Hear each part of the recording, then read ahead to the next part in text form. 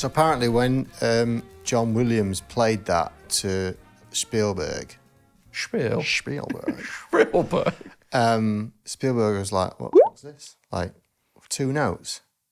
He didn't like it. Yeah. And I think John Williams was like, trust me, it'll work. And of course, the rest is history. One of the most iconic. Yeah. Easy money, really, isn't it? Just come up with 2 notes and make loads of money. That's it. Da-da-da. Da-da.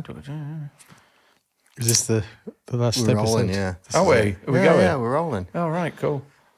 Off the cuff with Mark Ellis. Basically, we're supposed to be talking about this album, but Tom and I are amazed that Ruben's never seen Jaws, so it's kind of taken over the... Why? Why? Yeah. Listen, you speak to Gandhi, you're going to find holes. And his flip-flops. I know what I'm on about there. It was impossible for me to have seen everything. I've seen a lot today alone. I know you have. Are we starting now? Yeah. We're starting now. Okay. We started a long time. We started 50 years ago, actually, Ruben, if you want to think of it Hence that the way. title. That's the title. So we've chatted through every track individually, which has been great for me because obviously I wasn't involved at the level that you were in terms of track selection and stuff like that. But I wanted to do just one last episode on other things that we haven't covered. Now, obviously, you've mentioned Jeremy, who was the engineer / producer, maybe. I don't know what term he would be given, but he was basically invaluable. And I know that you kind of brought him into the project, Ruben, because you've worked with him before. I also want to talk about British Grove because we've not really talked about that at all today. And yet, obviously, the studio itself was just ridiculous. It was such a good studio.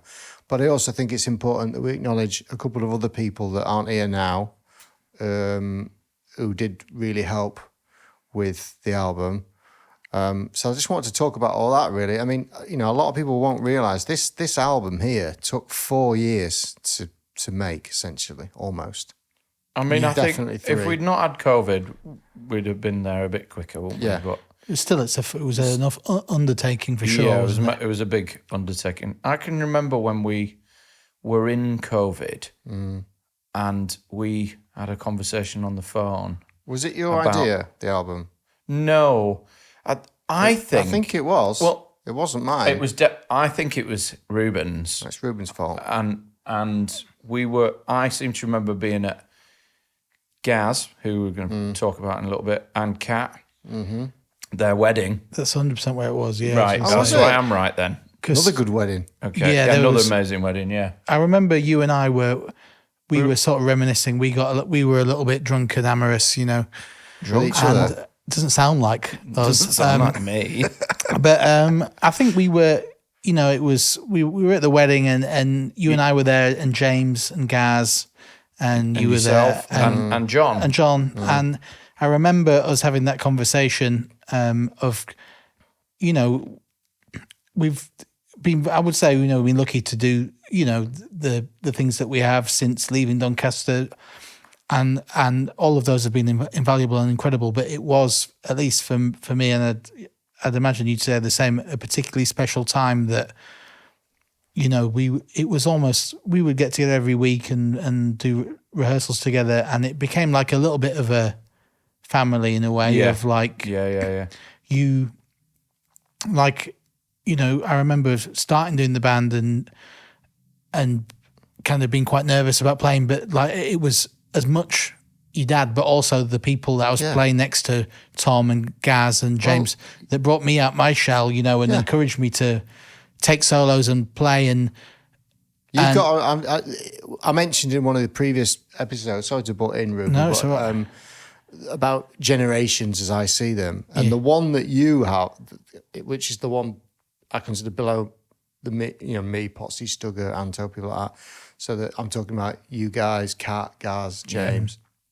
You've got a really kind of tight knit group, and you're still mates. Like Yeah, we're you're all still close, going to yeah. each other's weddings and hanging out and stuff like that. I mean, Stanley is a result of Cat and Gaz, which is a result of Doncaster.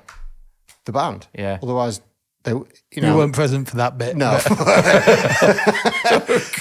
But what I'm saying is, the beautiful thing is, you're at their wedding, and realizing, wow, it's because of music, and more specifically, a particular band in Doncaster that we're actually here celebrating this. Which I think is brilliant. Exactly, and it's just really special to have that connection with those people, isn't it? Yeah, and I think that was the thing we ended up. I remember we ended up speaking to Mr. Ellis about that, and just sort of saying, I do remember that conversation of, just thank you for that. That was a particularly important point in our lives, and it meant a lot. And then it just came up in conversation, didn't it? It was like, it's a shame that the last album is, it was a long nearly time. 15 years ago.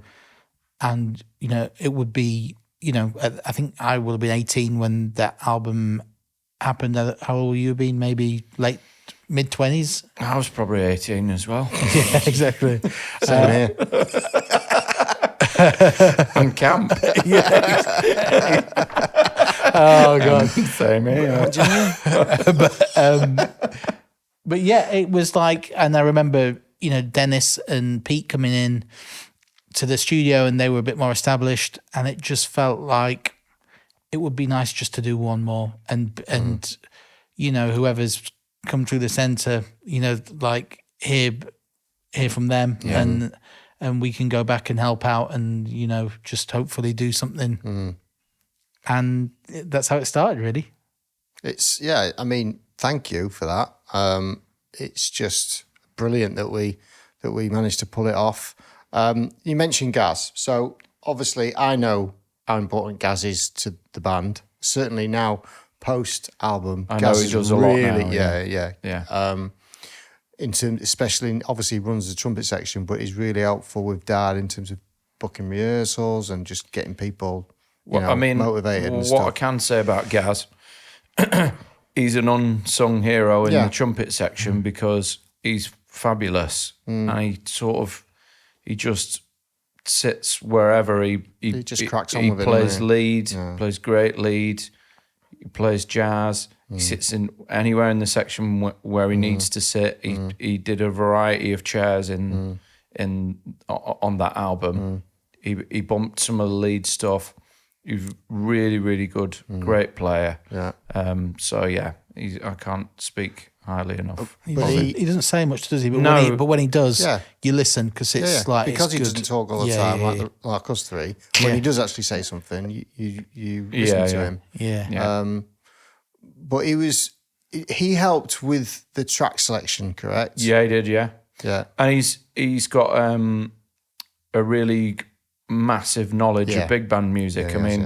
When all music, I would say. Yeah, of course. Because I should have said obviously, Kev must have had music on constantly. Gaz knows so many old songs. That he's like, he'll sometimes go, "Oh, that's from this. Like this sample's from this tune." And I'm like, "How do you know that?" And he's just had it since being a kid, I guess. But when I was at college and Gaz came into Leeds College a few years back from me, if there was ever something new out or something to check out or something you think you'd found before him, you hadn't. Yeah. He'd heard it years before, and you're like... He's still like that now. Oh, I know. Yeah. It's so annoying. You're like, mate, check this out. He knows like, all the hip stuff. He knows who's on it. He knows all the charts, all that kind of thing.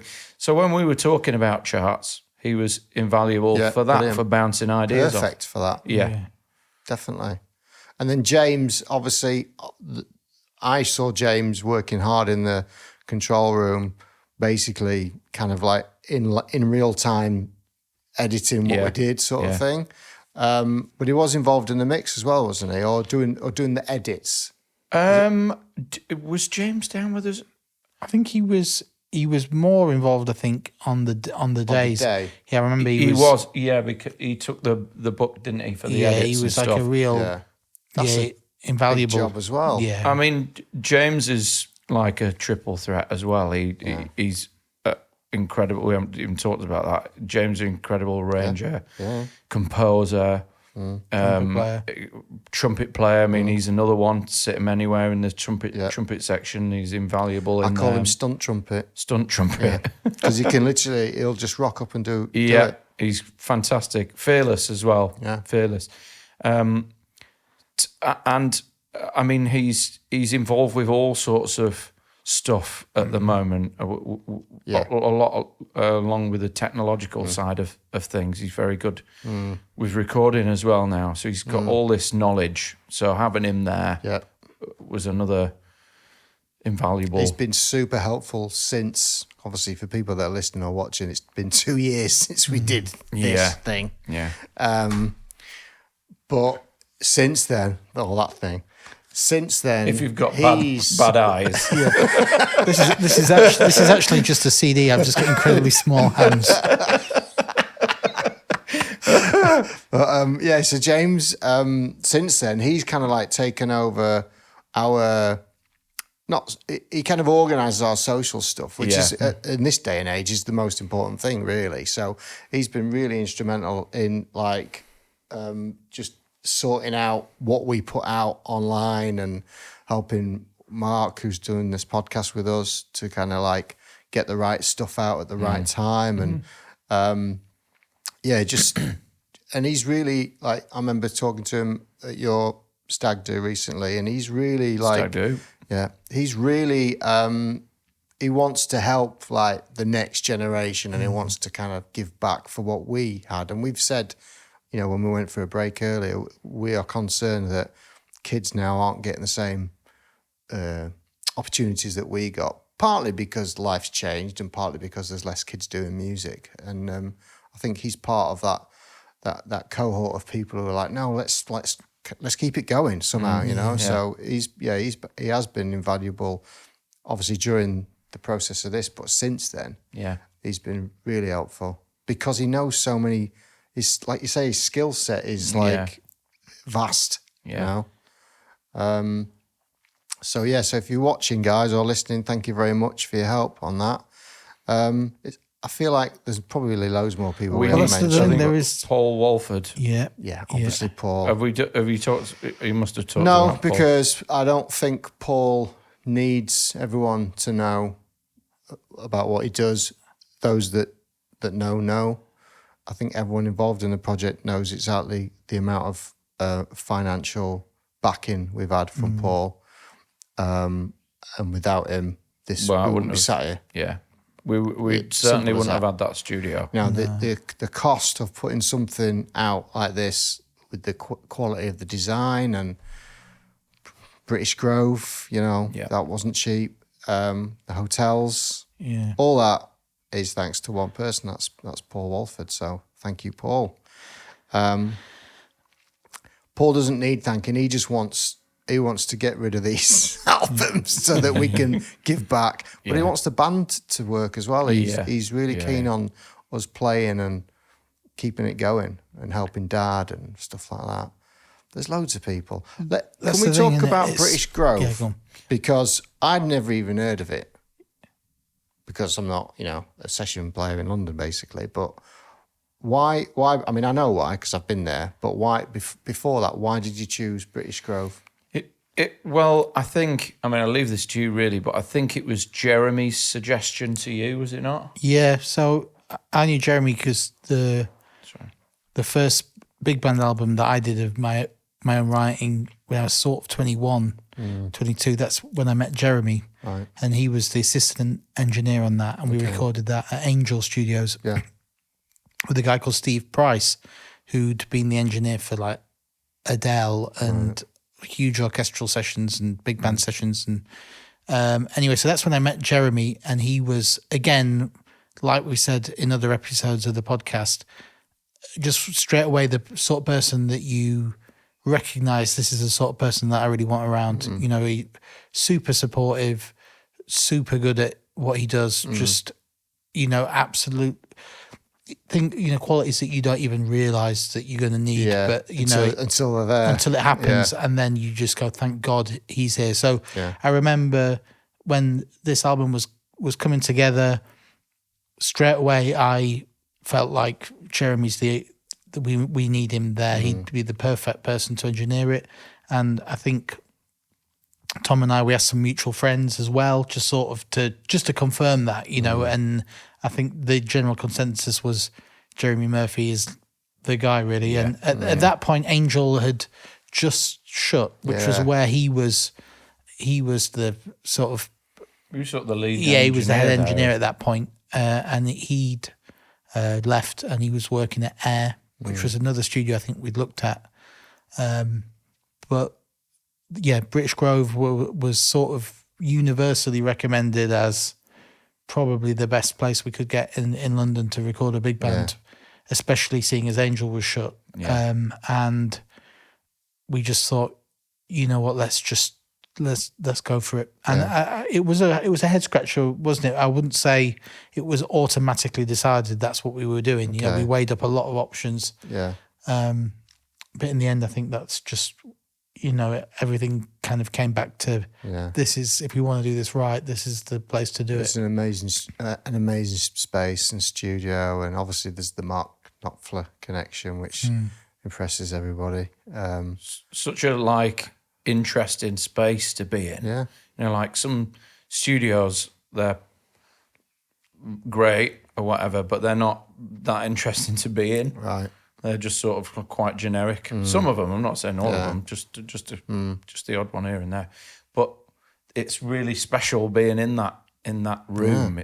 There's all sorts of twists and turns, and where the control room sits, and there's like these porthole sort of windows in the ceiling. Yeah, letting the light in. Yeah, letting the light. You don't get that light in studios, do you? Like it's usually there's no light, no natural light anyway. And the facility there as well. I mean, it's like felt like we were in a hotel a little bit. It is off the scale. Upstairs there was a kitchen with like a fully stocked kitchen and then another listening room, and it was really, really great. The experience again, like with all albums we've done, the experience of those 2 days in the studio is just unforgettable. You know, such a nice feeling. Yeah, That was the thing, wasn't it? I think that thing of there's so many goals that you have for doing a project this big, and you know, amongst all the different ones that we had as well, we did want it to be an experience for the players, and also we thought,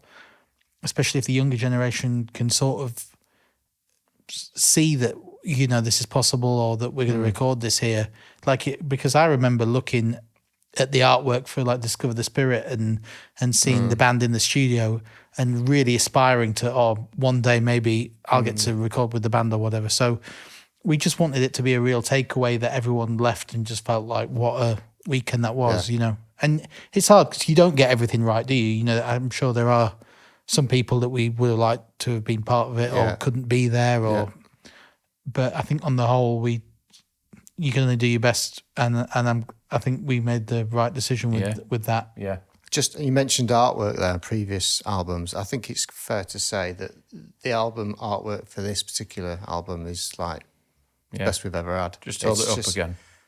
And if you've got bad eyes, come on, Ruben. It's like Blue Peter. Yeah. Maybe Here's I'll one I audition. made earlier. Yeah. Open it up. so Why is it so clumsy? this is clunky at best. You wouldn't get this on BBC.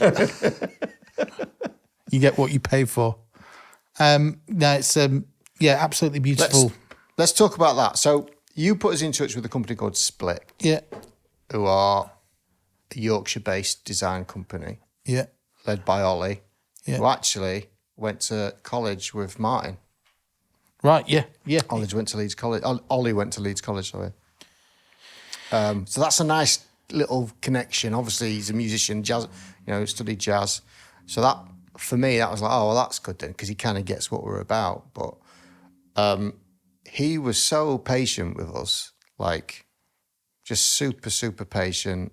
Definitely went above and beyond. And I remember Tom and I, like, just throwing some ideas around about what should it look like, and we'd changed the name of the band, so we kind of needed a new logo anyway, and we needed new branding. And when he showed us his first kind of like ideas, we were all on a Zoom call, weren't we? Do you remember it? And it was just, I was like, wow, that just looks so impressive. So unlike anything that we've ever done before. Yeah. I mean, if you look at the other albums of the artwork for that, it's just totally different, isn't it? It's a different league, yeah, obviously.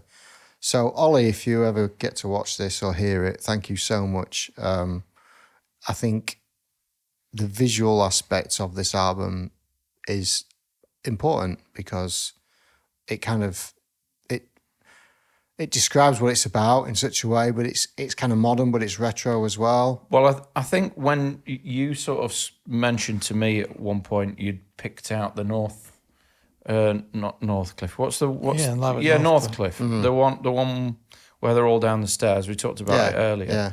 There's the lettering from that. Yeah. You'd said that it would be good to 70s kind of touch on that, and I think that's where they've sort of definitely brought that from. Brilliant.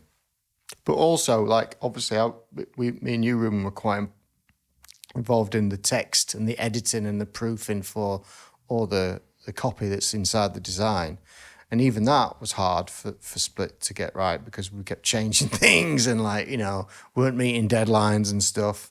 But it's just come out really well. And, the fact that we've got an album and the CD is great. Vinyl's coming back and all that. It's so thanks for sorting that out, mate, because it really is unique and just brilliant. And then finally, Ubuntu. Yeah. So talk to us about that.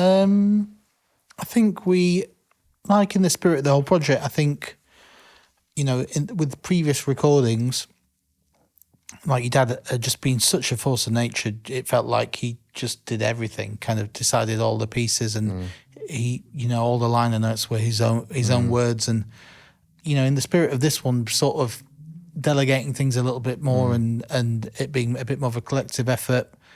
I'd worked with this label before, a guy called Martin Hummel, who's an absolute force for nature. Brilliant, man. Really inspirational individual, I think. Yeah, I'd seen him, like, he was a chap who I'd seen him around at Ronnie's every now and again, and he was just a real supporter of music, and he knew everyone's name, all the up-and-coming people, super keen to just do whatever he could to help the scene and further, further people if he could, and champion music, really. And I just messaged him and said, and we're doing this project with the Doncaster, Jazz alumni, and would you be interested in getting involved in helping? Just because he's so fantastic at, getting it around all the jazz publications in the UK and getting some radio play and stuff, which I think we couldn't have done alone, or at least not without a lot of time and advice and expertise. And Martin, to his credit, he didn't even ask to hear anything. He just jumped to it, and he was just straight on board with the cause. So, I think we're very lucky to have him and Ubuntu Music involved, for sure. Considering, and also it's the first time we've ever had a label. Just makes it, a bit more official, doesn't it, when you've got a proper label behind you. But I've spent a lot of time talking to Martin on Zoom and stuff, and his whole ethos is just all about helping people, specifically, not necessarily young people, but people that are trying to get something done. And he's like, I can help you with that. And it's not for profit, which is amazing. And Martin, again, if you are watching or listening, thank you so much for everything that you've done. Because again, collective effort. If it wasn't for Ubuntu, we wouldn't be sat here talking about this album, I don't think. So I think we're done, guys. I think we've talked through everything. It's been emotional. It has. Sure has. It's been what a few days it's been. Yeah. Good few days of filming and bringing lots of different outfits. And Outfits? How's the hotel been? Have they looked after you? I told Yeah, them to look after you. Yeah. Yeah. Yeah. That's convincing. It's less of a hotel, more of a train platform. So we're going to wrap it up there. I think we're going to go and see Dad, aren't we? Yeah. Which is nice because he's not expecting it. Oh, is he not? No, I haven't told him. It's a complete that'll be surprise. nice. So this will be a massive boost. Oh, that's good. He knows that you're coming up sometime to do this, but Right. he doesn't. I didn't tell him when. Right, okay. So we'll go and see him now, and then you can get back on the train to London. But again, Then back up tomorrow for the next.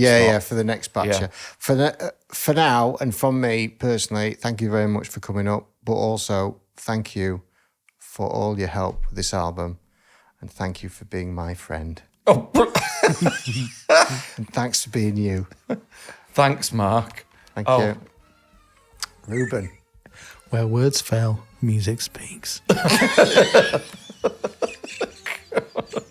He's That's well be words. God. Just leave it at that. Perfect. Perfect.